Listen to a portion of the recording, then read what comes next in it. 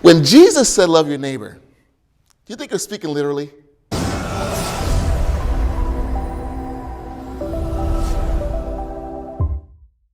Welcome back to The Weekly. My name is Ken Ballet Jr. I'm the pastor here at Encounter Community Church. And I just wanted to tell you a story. There was a group of pastors, about 20 pastors, that got together in the Denver area and met with their mayor.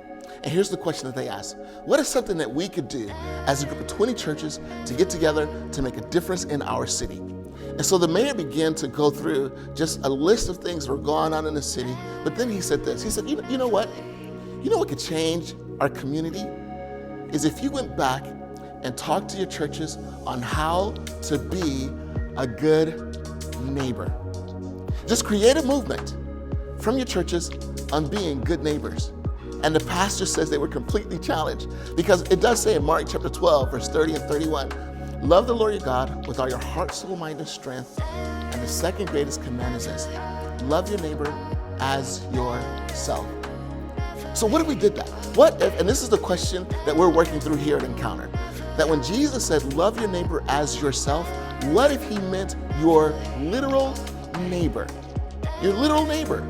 Not, love your fellow man, yes. Make a difference in the lives of your fellow man, yes. Do all of those things are fantastic. But what if we just love our literal neighbor?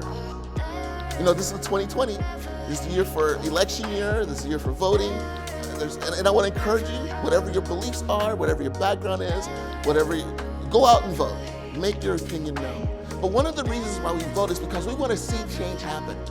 Well, what if we could be the catalyst to begin to see change happen in our neighborhood by simply walking over to our neighbor's door, knocking on the door, and say, you know what, I live right next door to you, and I just wanted to introduce myself to you, and maybe we can get to know one another.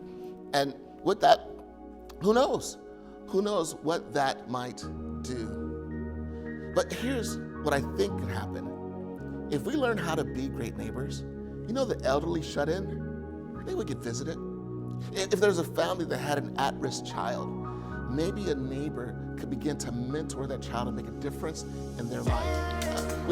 If you're out raking your yard, imagine if your neighbor just grabbed a rake and came over and started raking with you. Maybe you're going through a physical ailment, and imagine if a neighbor came over and said, look, you know what, here's what we're going to do is once a week, if it's okay, if I could come over and just bring you a meal. So that night you wouldn't have to worry about it. You could just come home, you can relax, you can be with your family member who's going through their physical challenges, their health challenges. Just imagine if we were able to do that. I think we could change the world.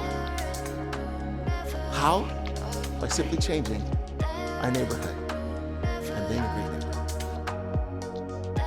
Well, I hope that this has been an encouragement to you. So go on our Facebook page. You can like us there.